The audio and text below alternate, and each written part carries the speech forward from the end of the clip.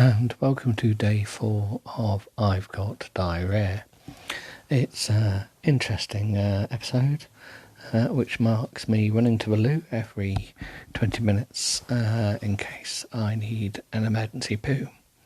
The fear of sharting is very high, and we've got time to do a podcast. So yes, I've been ill in bed for a couple of days, so much to talk about. I don't know what to talk about, to be honest. Just been ill in bed. And I've been trying to think of like, I can remotely, I've realised I've turned my work PC off, but I used to be able to remotely control the music coming out my speakers at my desk.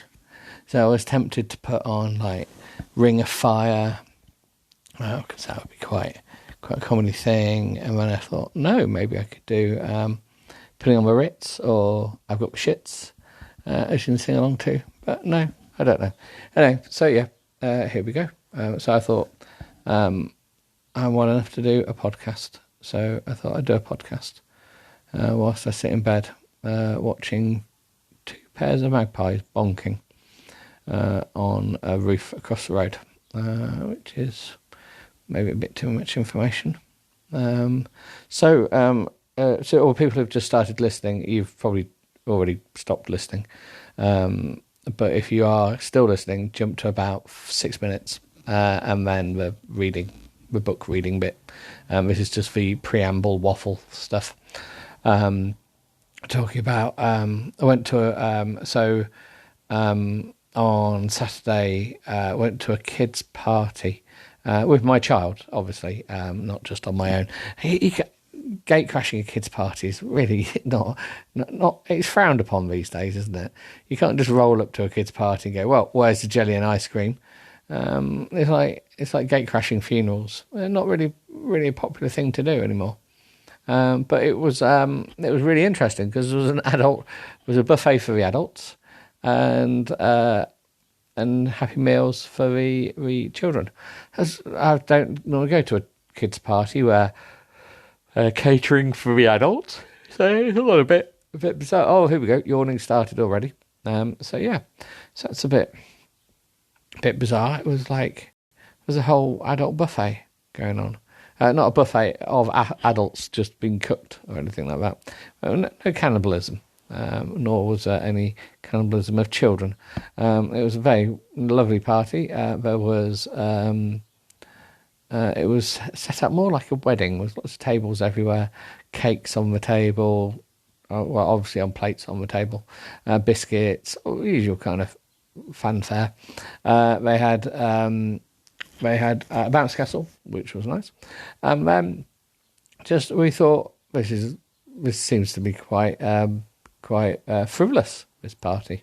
And then all of a sudden a magician turned up. So hey, it's kind of like it put all our parties to shame. But it was still good. So yeah, it was a very good party.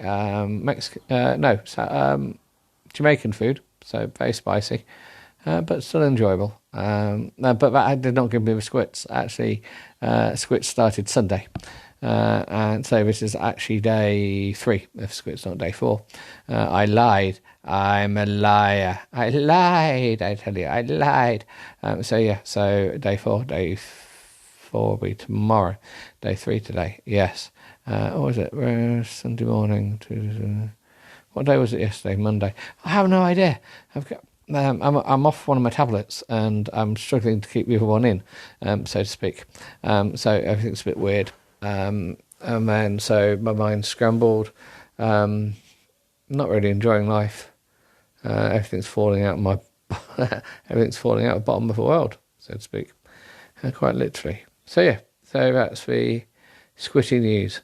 Yeah. Anyway, should we just do some reading and get on with it? See if that'll cheer me up. Oh, I did find the Mills and Boon book. It was my car there. I managed to pick up from Tesco's. Other supermarkets are available.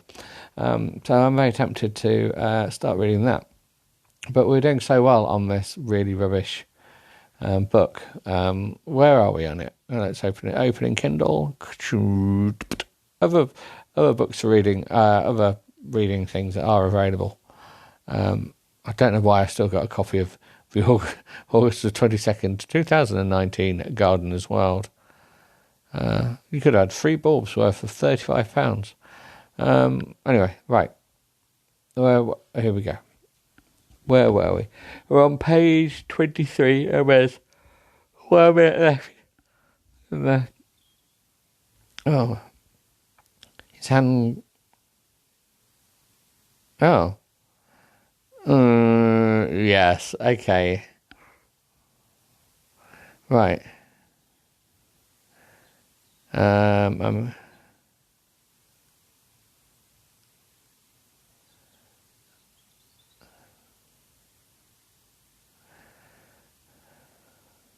Okay, so she's been demanded.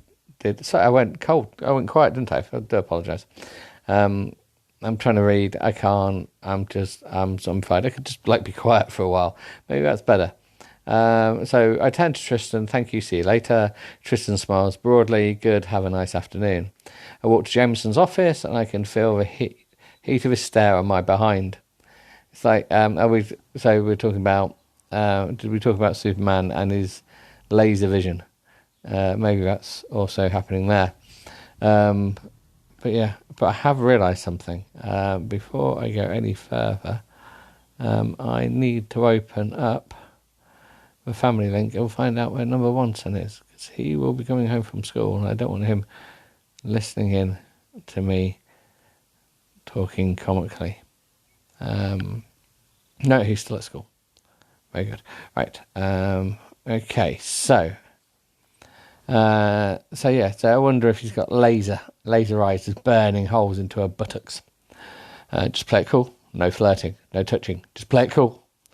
I'm here to prick tease the bastard. Nothing more and nothing less. Oh, bit harsh, isn't she? We get to his office and he opens the door. I walk past him, then he closes it and flicks the lock. They're locked in. I turn to him as he steps towards me in a slow motion. His face comes within an inch of mine. I'm sure that's not going to be anything that's going to come within an inch of her face. Our eyes search each other's, and without a word said, he grabs my ponytail and wraps it around his hand and pulls my head back to his face. Okay, let's try and work this one out. So, he grabs my ponytail. He steps towards me in a slow motion. So he's coming towards her. His face comes with it. So they're like face inch away. Our eyes search each other's. So again, they're crazy eyes that just pop out on stalks and just start searching around each other. Without a word, he grabs my ponytail. So he's looking at her, grabs the ponytail, wraps it around his hand, pulls my head back to his face.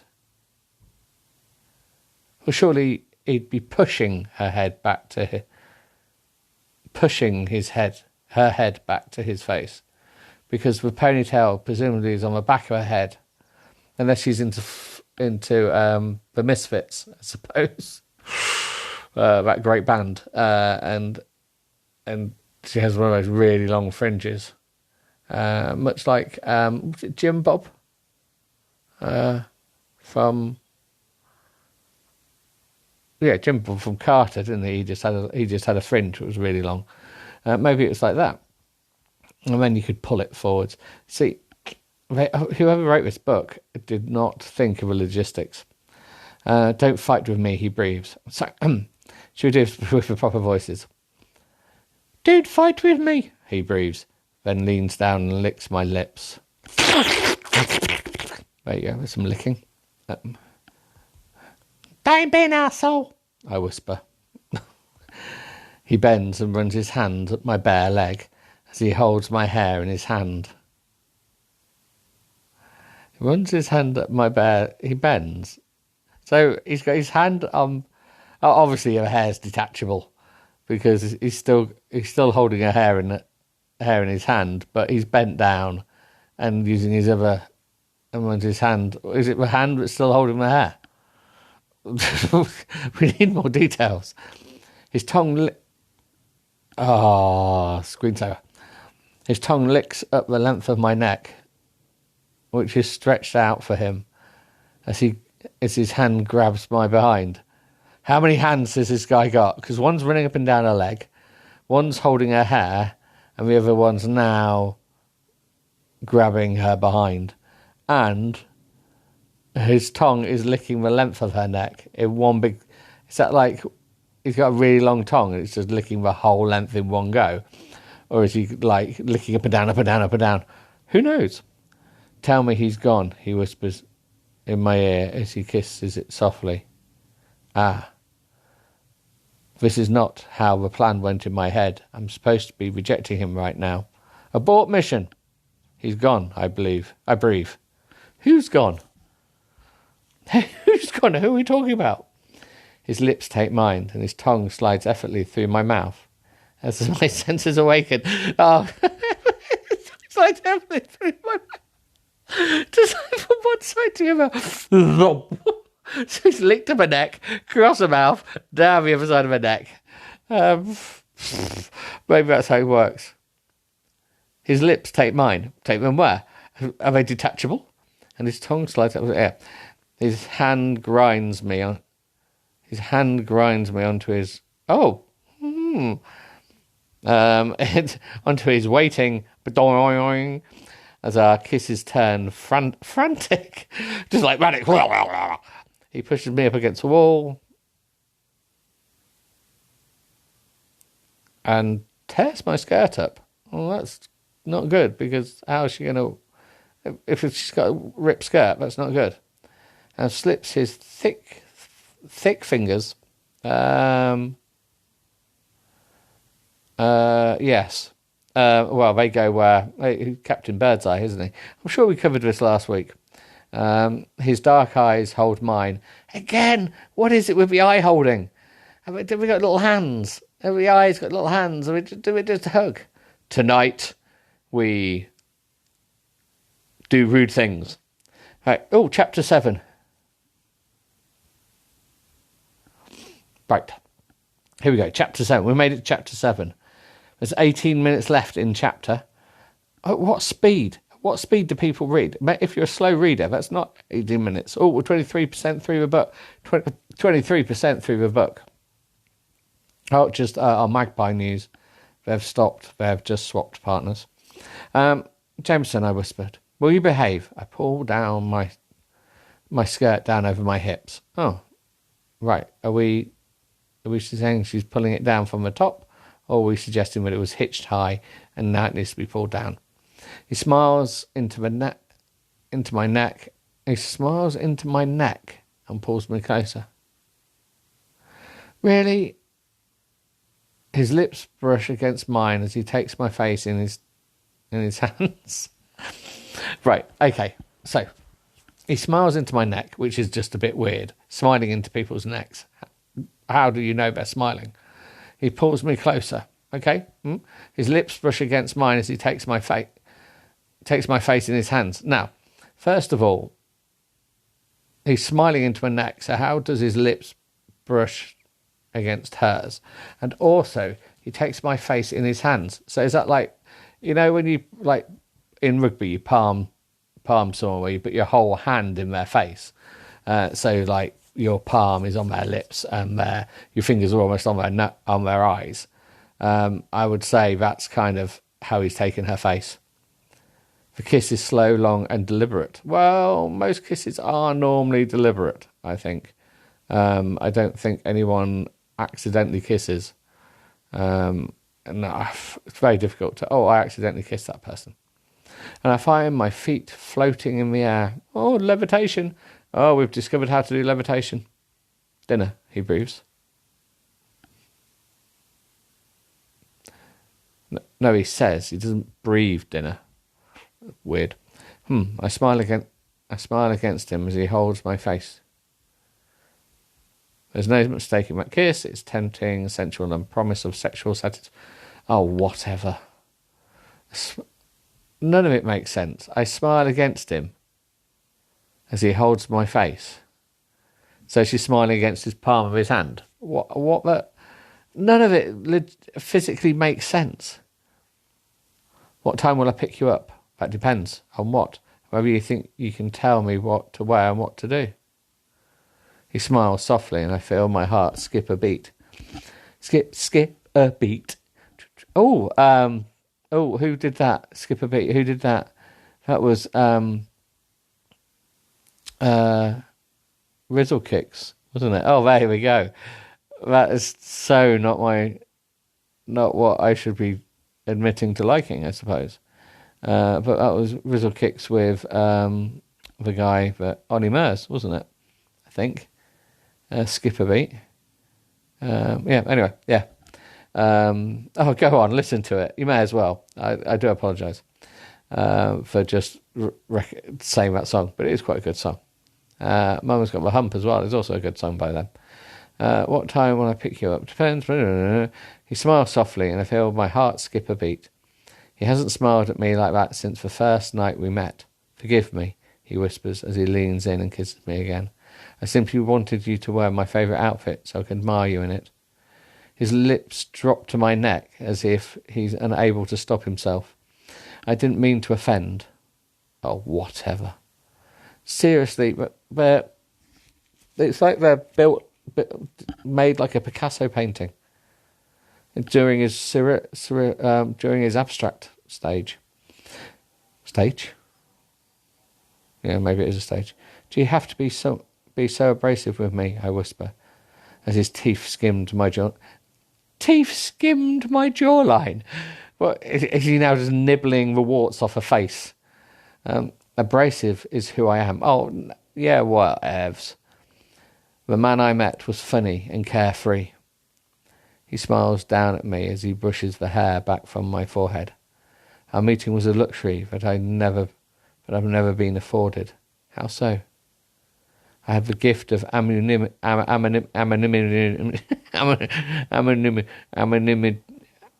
the gift of anonymity.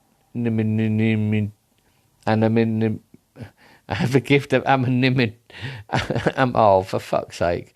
At last, we found a word that I can't pronounce. Anonymity. Oh, whatever. Our lips touch. I rub my fingers through his stubble.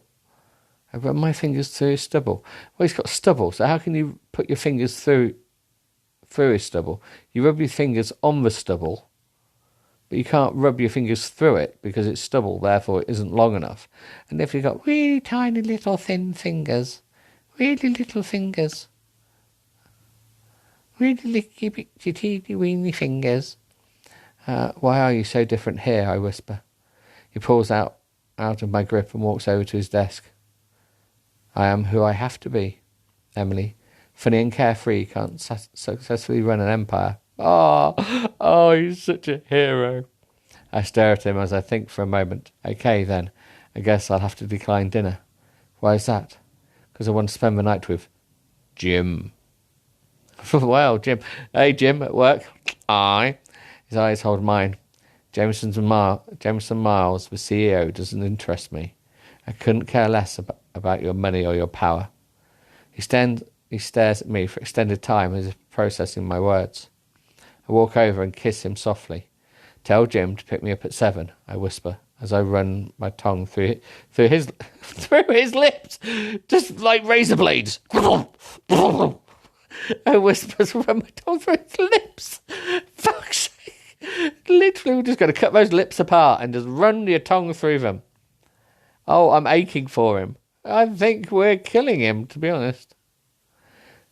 Tenderness crosses his face. I see what I can do. Oh, whatever. I'm saying whatever a lot at the moment. I'm very frustrated with life. I walk back down to my floor and take a seat at my desk. How did it go? Aaron whispers as he types. Did you make him beg? Good. I'm totally crap at playing hard to get, I sigh. Oh, sorry, God. I'm totally crap at playing hard to get, I sigh. Oh, I feel like we need to do voices. I walk back to the floor and I take a seat at my desk. How did it go? Aaron whispers as he types. Did you make him beg? God, I'm totally crap at playing hard to get, I sigh. Molly smirks. Aren't we all? I open my computer. Well, Aaron whispers as he stops working. Tell us. We're having dinner. Oh, gotta go.